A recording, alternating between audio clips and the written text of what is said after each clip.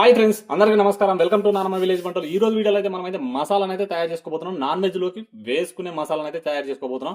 మీరు చాలా మంది అయితే మీలో అయితే chicken masala, mutton masala, egg masala, అలాగే బిర్యానీ మసాలా అనేసి బయట కొనుక్కొస్తూనే ఉంటారు కదా, సపరేట్. అవి అయితే హైజీనిక్ గా ఉంటాయి ఉండవు.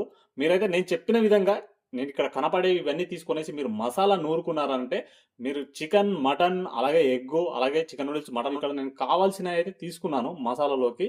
ఇక్కడ లవంగాలు అయితే ఒక 15 లవంగాలు తీసుకున్నాను. అలాగే యాలకులు ఒక 12 యాలకులు తీసుకున్నాను. అలాగే గసగసాలు ఒక 2 టీ స్పూన్లు, జీలకర్ర 2 టీ స్పూన్లు, సాజీర 2 టీ స్పూన్లు, ఇక్కడ మిరియాలు 2 టీ స్పూన్లు తీసుకున్నాను. దాల్చిన చెక్క అయితే ఒక 25 గ్రాములు తీసుకున్నాను. ఇక్కడ 2 మరాఠీ మొగ్గ, 2 స్టార్ పువ్వులు తీసుకున్నాను. మనం బిర్యానీలోకి కూడా వేసుకోవచ్చు అన్నాం కాబట్టి ఈ 2 తీసుకున్నాను. ఒకవేళ మీరు బిర్యానీలోకి సపరేట్ చేసుకుంటా అంటే ఈ 2 స్కిప్ చేసేయండి.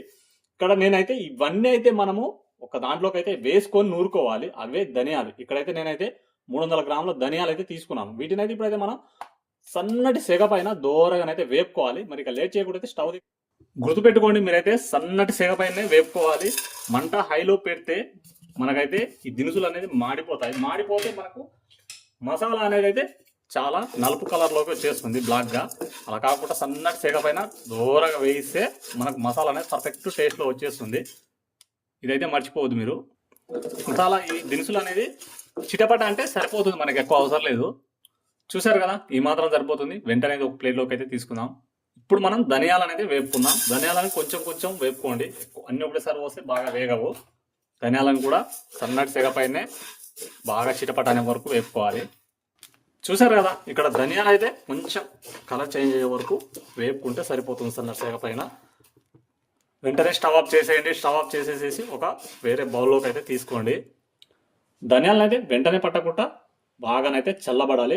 అప్పుడే మనం మిక్సీలో పట్టుకోవడానికి వీలుగా ఉంటుంది. ఇప్పుడైతే మనం అయితే ముందుగానైతే ఇక్కడ దినుసులను అయితే వేపుకున్నాం కదా, ఈ దినుసులను అయితే పట్టేద్దాం. బాగా చల్లబడ్డాయి. ఒక చిన్న మిక్సీ జార్ అయితే తీసుకొనేసి దినుసుల్ని మొత్తం అయితే ఇందులోకి అయితే వేసేయండి. చూసారు కదా, మసాలా దినుసులను అయితే నేను పట్టేసుకున్నాను, మెత్తగా పట్టేసుకున్నాను. ఇప్పుడైతే ధనియాలు చల్లారబడకైతే వెయిట్ చేద్దాం. చూసారు కదా, ధనియాలు అయితే బాగా చల్లబడ్డాయి. ఇప్పుడైతే మనం ఒక మిక్సీ గిన్నె తీసుకొనేసి కొంచెంగా ధనియాలను అయితే పట్టుకుందాం. ఇక్కడ కొంచెం ఉప్పు అయితే వేసుకోండి. కొంచెం ఒక చిటికెడు ఉప్పు వేసుకుంటే సరిపోతుంది. ఇప్పుడైతే దీని అయితే మెత్తగా అయితే మిక్సీ అయితే పట్టేద్దాం. చూసారు కదా, ఇలా కొంచెంగా అయితే ధనియాలను అయితే పట్టేసుకుందాం. చూసారు కదా, ధనియాలు పట్టుకోవడం అయితే పూర్తిగానైతే అయిపోయింది. ఇప్పుడు ఒక స్ట్రైనర్ అయితే తీసుకోండి. స్ట్రైనర్ తీసుకొనేసేసి పిండినైతే ఈ ధనియాల పొడిని అయితే బాగా జల్లించండి. ఇలా జల్లించుకోవడం వల్ల మనకైతే సరిగ్గా మెరుగని ధనియాలు ఉంటే మాత్రం మళ్ళీ మనం మిక్సీకి వేసుకోవచ్చు.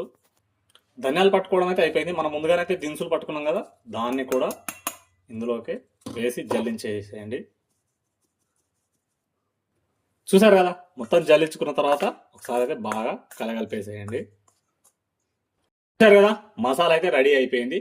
1/2 కేజీ ధనియాలు నేను వీడియోలో చూపించిన మసాలా దినుసులు వాడేసేసి మీరు మసాలా కొట్టి పెట్టుకున్నారంటే నెలల తరబడి మాత్రం వాడుకోవచ్చు. చాలా రుచిగా ఉంటుంది. 1 టీ స్పూన్ వాడితే చాలు. మీరైతే చికెన్లోకి, మటన్లోకి కేజీకి 1 టీ స్పూన్ అయితే సరిపోతుంది. మనకి చాలా సింపుల్ గా అయితే కొట్టి పెట్టుకోవచ్చు. మీరు బయట మసాలాలు అయితే చాలా వరకు బయట తీసుకొస్తుంటారు, చికెన్ మసాలా, మటన్ మసాలా అని. అలా కాకుండా ఒక్కసారి ఈ విధంగా మసాలా కొట్టి పెట్టుకున్నారంటే నెలల తరబడి నిల్వ ఉంటుంది.